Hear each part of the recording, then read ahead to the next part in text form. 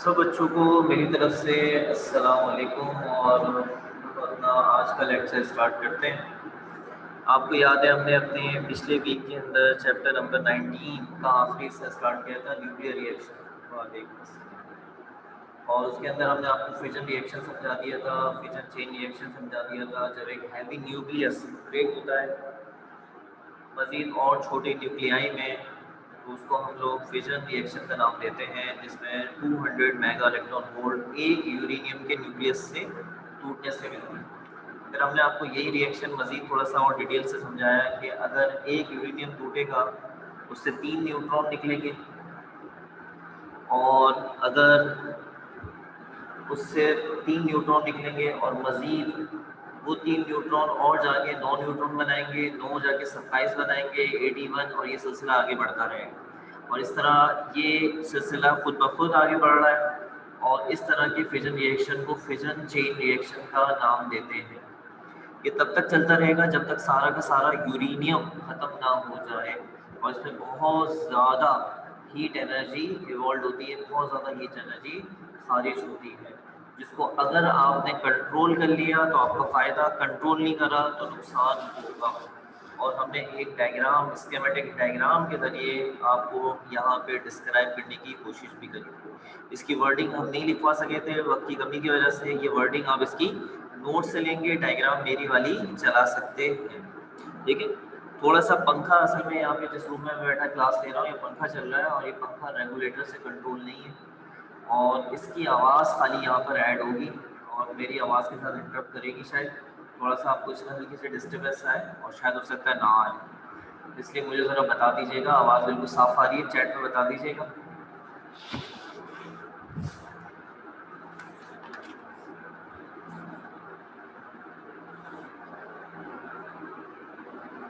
Chat पे बता दीजिएगा कि आवाज़ साफ आ रही है बिल्कुल।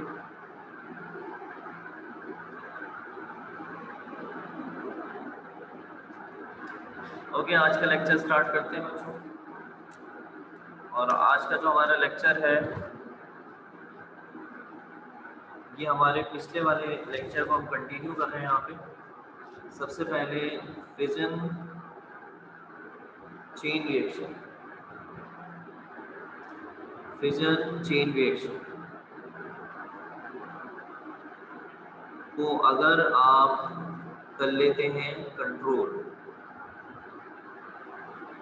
तो अगर आपने कंट्रोल कर लिया, ये मिलेगा कंट्रोल फिजन चेन रिएक्शन। तो ये कंट्रोल होने के बाद जिस डिवाइस के जरिए कंट्रोल होता है उस डिवाइस का नाम होता है न्यूक्लियर रिएक्टर।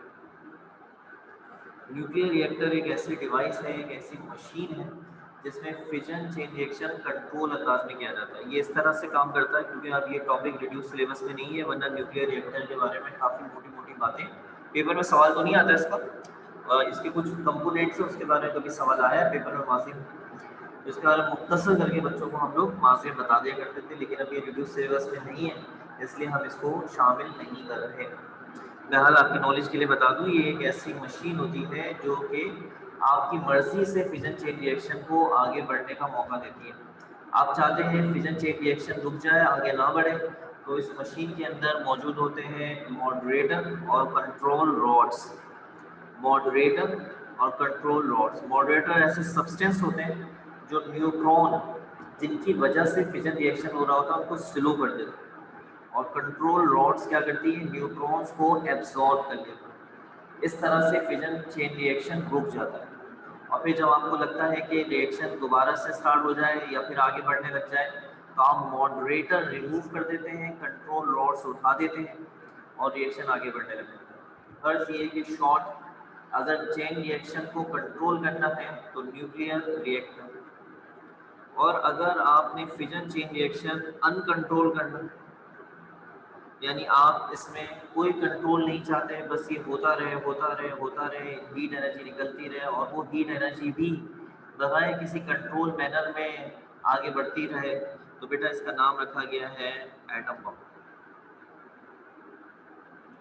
एटम बम जो होता है वो फिजन चेन रिएक्शन की बेस पर बेटा चलाया जाता है।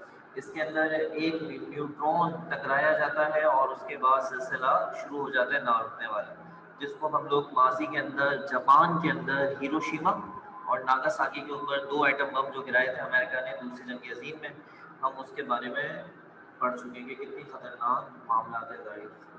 तो एक छोटी सी चीज़ है लेकिन मामला बड़े खतरनाक है वैसे।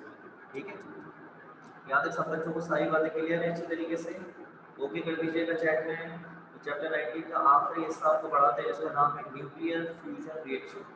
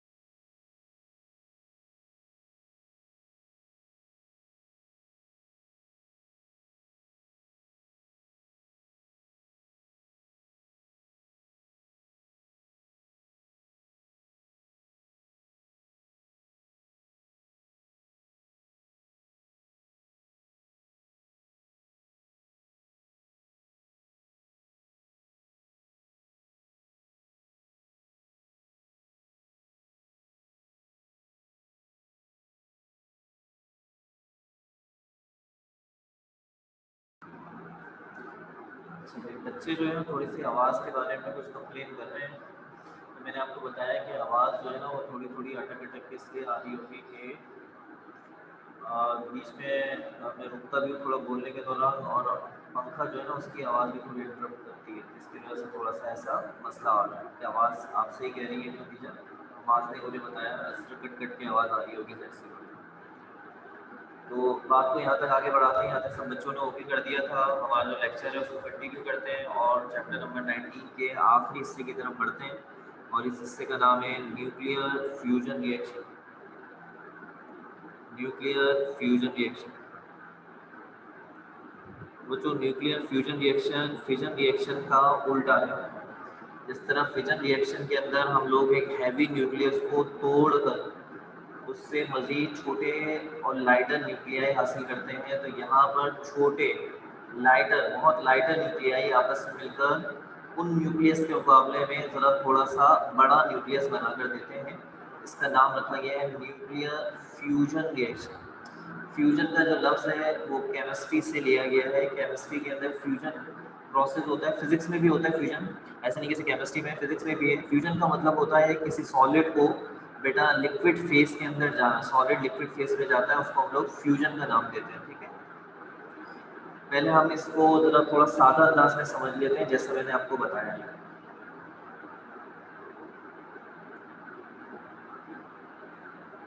When two lighter nuclei are fused together to form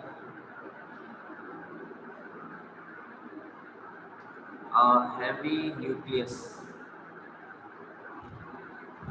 form a slightly heavy nucleus.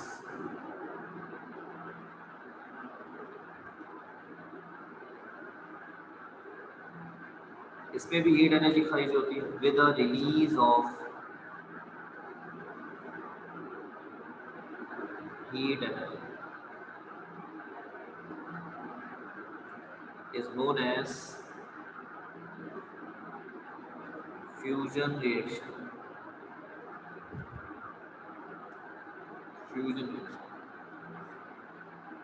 जब दो छोटे न्यूक्लियाई आपस में फ्यूज हो जाएं और अपने मुकाबले में थोड़ा सा स्लाइटली हैवी न्यूक्लियस बनाएं, और साथ में हीट एनर्जी भी खारिज हो, तो उसका नाम क्या रखा गया है, फ्यूजन रिएक्शन या न्यूक्लियर फ्यूजन रखा गया है। तो हम इसके पहले कुछ एग्जाम्पल्स देख लेते हैं। एग्जाम्पल नंबर 1, एग्जाम्पल नंबर 1 का नाम है डीडी रिएक्शन। डीडी क्या चीज़ है बेटा? डीडी का मतलब है ड्यूटीरियम ड्यूटीरियम रिएक्शन। बच्चों जितने भी बच्चे यहाँ पे मौजूद हैं सबसे रिक्वेस्ट है कि प्लीज़ अपने नाम से एंटर हो, अपने मोबाइल का नाम, मोबाइल नंबर इनसे एंटर ना हो। इसलिए जितने बच्चे यहाँ क्लास के अंदर मौजूद हैं वो सब के सब अपने नाम से एंटर हो प्लीज़। ठीक है, जैसे इस वक्त यहाँ पर एक ओप्पो A12 के नाम से कोई एंटर हुआ है, तो प्लीज़ वो अपने नाम से एंटर हो, और इस नाम से यानी अपने नाम से एंटर हो, ये मोबाइल के नाम वगैरह से एंटर ना हो। ओप्पो A12 करके कोई यहाँ पे ऐड ना हो। ठीक है, ज़रा याद रखें इस बात को।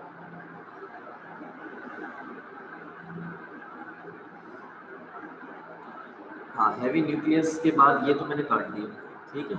इससे पहले लिखा है स्लाइटली, स्लाइटली हैवी न्यूक्लियस, और ये काट दिया with a release of heat. ठीक है सर। अच्छा भाई, तो क्या है हमारे पास डीडी रिएक्शन। डीडी का मतलब है ड्यूटीरियम ड्यूटीरियम रिएक्शन।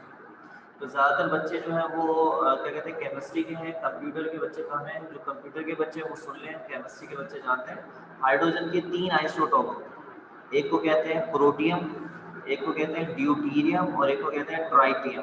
तो ये ड्यूटीरियम हाइड्रोजन का आइसोटोप है, आइसोटोप नंबर सेकंड आइसोटोप है ड्यूटीरियम ड्यूटीरियम रिएक्शन। ड्यूटीरियम का सिंबल ये होता है बेटा H21 H21, दो ड्यूटीरियम ड्यूटीरियम लेने और इन दोनों को आपस में फ्यूज करवाना। ठीक है, जब ये दोनों आपस में फ्यूज होते हैं तो ये बनाते हैं He32। बनना तो He42 चाहिए था, लेकिन बनता है यहाँ पर He32, और He42 ना बनने की वजह है यहाँ पर एक अदद क्या रिलीज होता है, न्यूट्रॉन भी रिलीज होता है plus Q value. Heat energy बनती है और हीट एनर्जी की वैल्यू होती है 3.3 मेगा इलेक्ट्रॉन।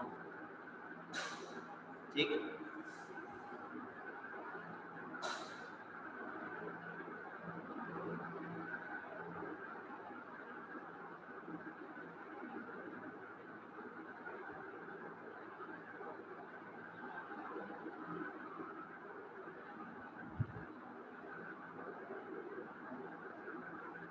अस्सलाम सर। सर 2 अनाउंसमेंट करनी है स्टूडेंट को। सर एक तो ये कि तमाम स्टूडेंट अपने नाम के आगे GR लाजिम मेंशन करें, और सर अपने नाम के अलावा कोई भी स्टूडेंट आएगा आप उसको रिमूव कर दिएगा। जैसे एक स्टूडेंट आया हुआ है यहाँ पे कुछ ओप्पो के नाम से, ठीक है सर। और सर दूसरी अनाउंसमेंट फीस की अनाउंसमेंट करनी है कि तमाम स्टूडेंट मई की फीस 5 मई तक लाजमी पे करें, वरना 5 मई के बाद क्लास में बच्चे बैठ नहीं सकते। ठीक है सर। Thank you sir.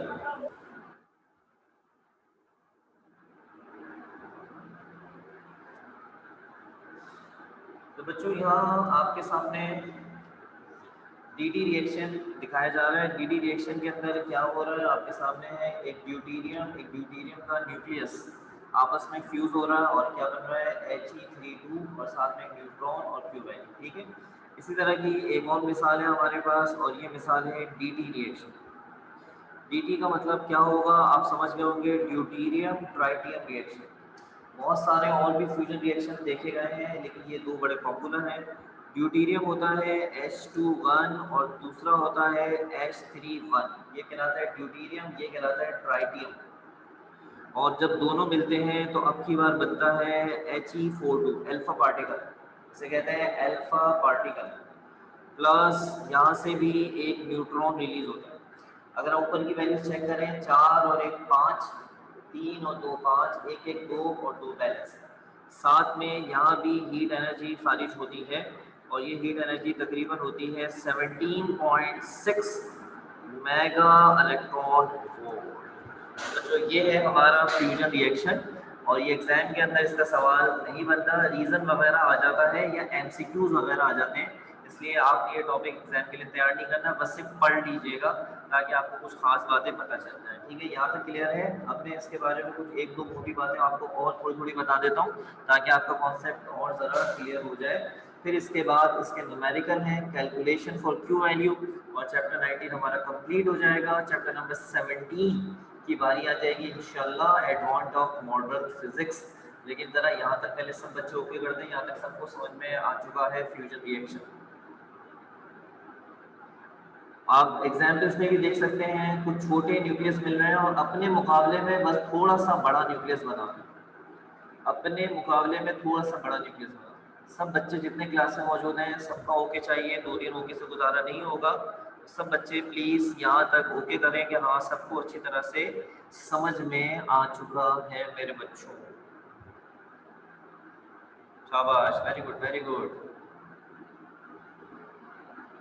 ये हमारी कोई स्टूडेंट यहाँ मौजूद है ओप्पो A12 के नाम से, प्लीज इनसे दरख्वास्त है ओप्पो A12 कि आप यहाँ पर अपना नाम मेंशन करें, अदरवाइज आपकी एब्सेंट लग जाएगी। नाम मेंशन करें कि आपका नाम क्या है, अपना नाम रीचेंज करें प्लीज।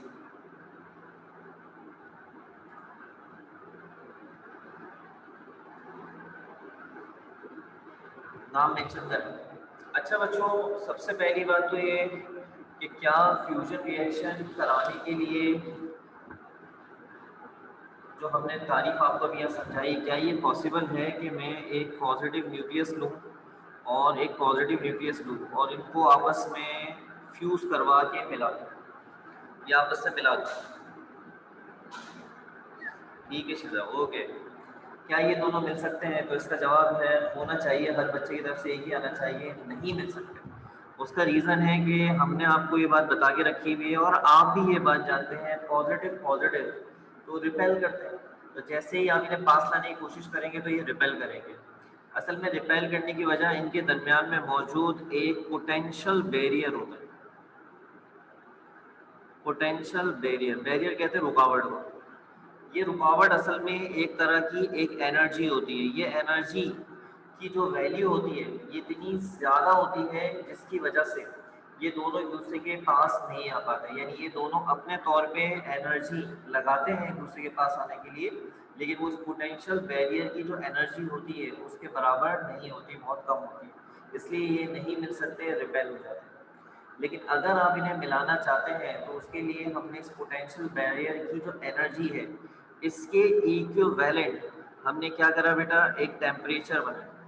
और ये जो टेम्परेचर होता है ये इस रिलेशन से बना हुआ है जो आपने चैप्टर नंबर 11 में सीखा, kinetic energy is directly proportional with temperature. तो हम इन दोनों न्यूक्लियस को लेते हैं, इनका क्या बढ़ाते हैं बेटा, टेम्परेचर बढ़ाते हैं। और ये टेम्परेचर जो होता है ये इतना होता है जो कि पोटेंशियल बैरियर की एनर्जी के हिसाब से बनाया जाता है। और फिर इन दोनों को पास लाते हैं और ये पोटेंशियल एनर्जी को, इस बैरियर को ब्रेक कर देते हैं और एक दूसरे के साथ फ्यूज अप हो जाते हैं। तो ये टेम्परेचर जो होता है वो अराउंड 10⁻⁷ केल्विन या 10⁻⁹ केल्विन के बराबर होता है। ये तकरीबन 1 करोड़ से 10 करोड़ केल्विन का टेम्परेचर है। इमेजिन करें मैं क्या वैल्यू बता रहा हूँ आपको, 1 करोड़ से 10 करोड़ केल्विन तक का टेम्परेचर है। इतना बड़ा टेम्परेचर जब आप देंगे तब जाकर इन न्यूक्लियस की काइनेटिक एनर्जी इतनी ज़्यादा बढ़ जाती है, इतनी ज़्यादा बढ़ जाती है कि ये एक दूसरे के पास आते हैं और इनकी रिपल्सिव फोर्स ओवरकम हो जाती है, उसके ऊपर काबू पा लेते हैं क्योंकि इनकी काइनेटिक एनर्जी इतनी ज़्यादा हो जाती है कि वो रिपल्सिव फोर्स पे काबू पा लेती है और ये दोनों आपस में एक दूसरे के साथ क्या हो जाते हैं, फ्यूज्ड अप हो जाते हैं और एक हैवी न्यूक्लियस फॉर्म कर लेते हैं। तो बच्चों क्या हमें ये रिएक्शन हमारी दुनिया में कहीं किसी जगह पर होता हुआ नजर आएगा? एक सवाल है आपसे, क्या हमें हमारी दुनिया में कहीं किसी जगह पे ये रिएक्शन होता हुआ नजर आएगा? तो इस रिएक्शन को कराने के लिए 1 करोड़ से 10 करोड़ के शर्त है। और ये वैल्यू भी जो मैं आपको बता रहा हूँ ये वैल्यू हाइड्रोजन के लिए बता रहा हूँ। अगर कोई और आप एटम लेंगे तो उसके लिए टेम्परेचर की वैल्यू और ज़्यादा बढ़ जाएगी। हाइड्रोजन सबसे सादा एटम है, उसके लिए वैल्यू बनाई गई। जी जवाब नहीं आ रहा, क्या हमारी दुनिया में कोई जगह है जहाँ 1 करोड़ से 10 करोड़ तक का टेम्परेचर हो? इसका जवाब क्या है? अच्छा, महा ने बताया है। कहाँ पर है महा? बताओ शाबाश। हमारी जमीन की बात हो रही है, जमीन की बात हो रही है। हमारी जमीन में कहाँ है? तो बच्चों इसका जवाब क्या है? हमारी ज़मीन में कहीं भी कोई ऐसी जगह नहीं है जहाँ का टेम्परेचर इतना ज़्यादा हो। लेकिन अगर हम सूरज पे नज़र दौड़ाएं तो सूरज का टेम्परेचर जो है वो लगभग 1 करोड़ से 10 करोड़ के दरमियान में है। और उसका रीज़न यही है कि सूरज की जो सरजमीन है वो हाइड्रोजन गैस से मिलकर बनी हुई है। और हाइड्रोजन गैस का मतलब हाइड्रोजन की यही आइसोटोप। तो सूरज के अंदर इतना ज़्यादा टेम्परेचर है, वॉल्केनो का मान लो, वॉल्केनो का टेम्परेचर भी इतना ज़्यादा नहीं होता, 1 करोड़ से 10 करोड़ नहीं हो सकता, ठीक है। 1 करोड़ 10 करोड़ बहुत ज़्यादा टेम्परेचर है।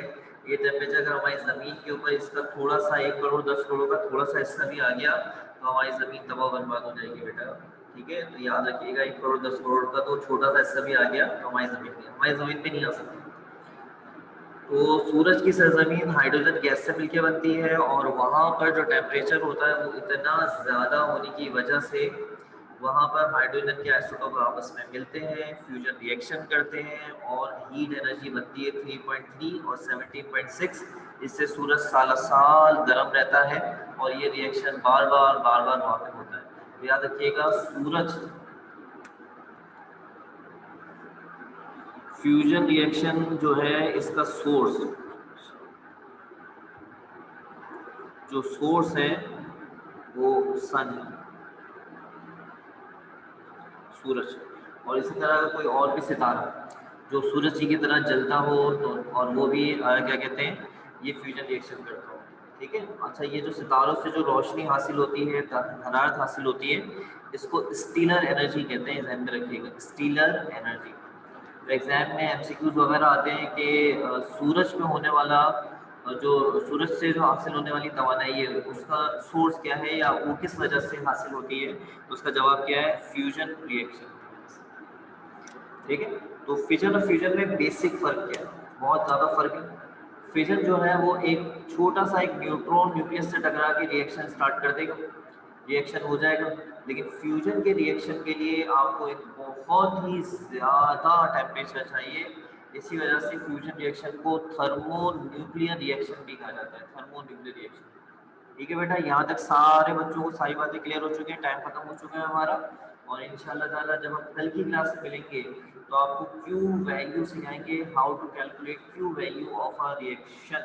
और कल इसका लास्ट लेक्चर है और कल ही chapter number 17 advance of modern physics भी उम्मीद है इंशाल्लाह स्टार्ट हो जाएगा। 19 चैप्टर यहाँ पर आपको खत्म करा दिया गया है। सब बच्चे ओके कर दें और साथ में मुझे इजाज़त भी दे दें, ओके कर दें।